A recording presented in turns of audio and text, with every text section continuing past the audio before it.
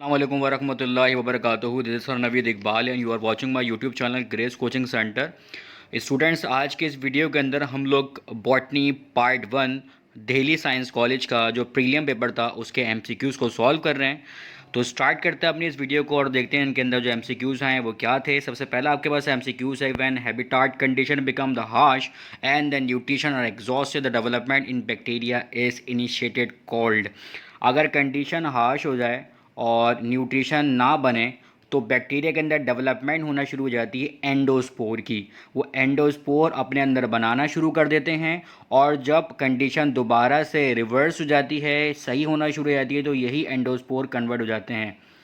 Next आपके पास है the most successful kind of the reproduction is. तो जो most successful kind of the reproduction है उसको हम लोग बोलते हैं heterogamy. The reason behind that different types of the spores इसके अंदर प्रोड्यूस होते हैं।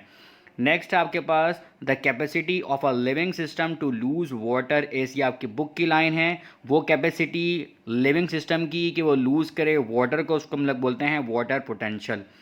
नेक्स्ट आपके पास के which structure is common to a plant and animal. तो वो कौन सा स्ट्रक्चर है जो कि कॉमन होता है प्लांट और एनिमल सेल के अंदर। तो फिर आपके पास mitochondria as well as vacuole भी होता है, लेकिन यहाँ पे लिखा हुआ है सेंट्रल वैक्यूल, तो सेंट्रल वैक्यूल दोनों में नहीं होता।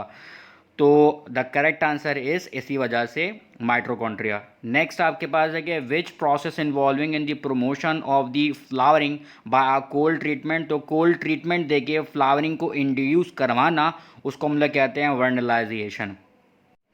नेक्स्ट एमसीक्यू से आपके पास the most primitive living vascular plant.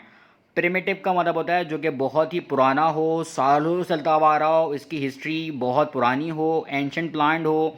तो एक ऐसा प्लांट जो कि प्रिमिटिव प्लांट है और लिविंग वेस्कुलर प्लांट है, तो उस प्लांट का नाम क्या है? वो आपके पास है साइलोफाइटा। स्क्रीन पे आप देख भी सकते हैं साइलोफाइटा को, एक सिंपल सा प्लांट होता है।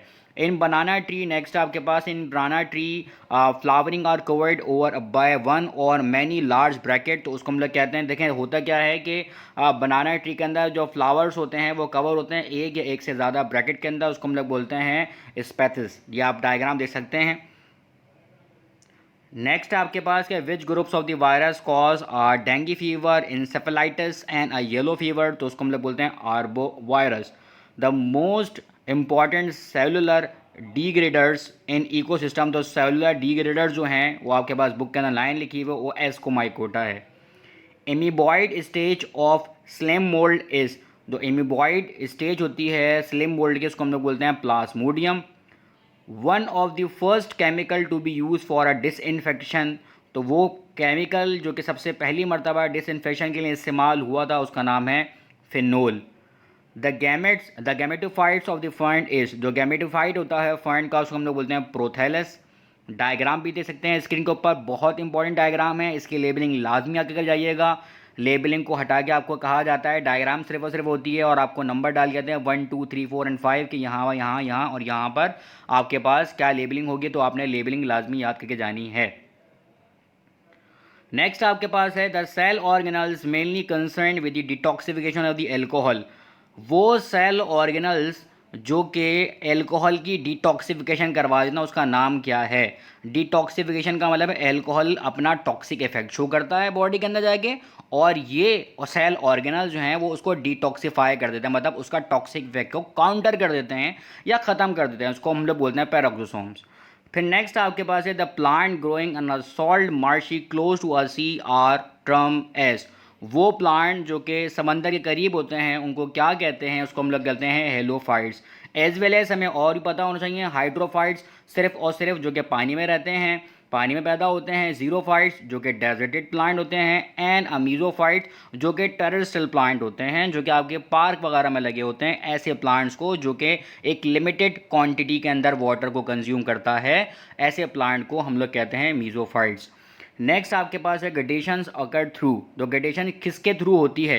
तो ग्रेडेशन जो होती है वो हाइड्रोथोन्स के जरिए होती है। एज वेल एज आपको ये बात ही पता होना चाहिए कि ग्रेडेशन जो होती है वो ड्रॉपलेट के फॉर्म में होती है, जबकि ट्रांसपायरेशन वेपर्स फॉर्म के अंदर होती है और वो स्टोमेटा से होती है। लास्ट एमसीक्यू से आपके पास induction of the flowering in response to the relative length of the day and night is known as. तो जब फ्लावरिंग जो होती है in response to the light day and night, मतलब कि आपने पढ़ा होगा अपनी बुक के अंदर कि short day plant and long day plant, तो ये आपके पास short day and long day plant वाली वहाँ से आपके पास एमसीक्यूज पूछा गया है। उसको हम लोग बोलते हैं फोटो पीरियोडिज्म। कुछ ऐसे प्लांट होते हैं जिनको ऑलमोस्ट 10 से 12 घंटे की रोशनी चाहिए होती है, उनके पास सनलाइट लगती है, सनलाइट उनको मिलती है, तभी वो अपने अंदर से फ्लावरिंग को इंड्यूस करवाते हैं। और कुछ प्लांट ऐसे होते हैं उनको बस 7 से 8 घंटे अगर उनको रोशनी मिले तो इनफ है। तो ऐसे बहुत सारे डिफरेंट कैटेगरी के प्लांट होते हैं जो कि शॉर्ट डे और लॉन्ग डे के प्लांट होते हैं, तो उसको हम लोग फिनोमेना को कहते हैं photo periodism. I hope so students मेरी वीडियो आप लोगों को पसंद आई होगी। अगर आप मेरे चैनल में फर्स्ट टाइम आए तो मेरे चैनल को सब्सक्राइब करें, और मिलते हैं कि दूसरी इन्फॉर्मेटिव वीडियो के साथ। अपना ख्याल रखिएगा। अल्लाह हाफिज़।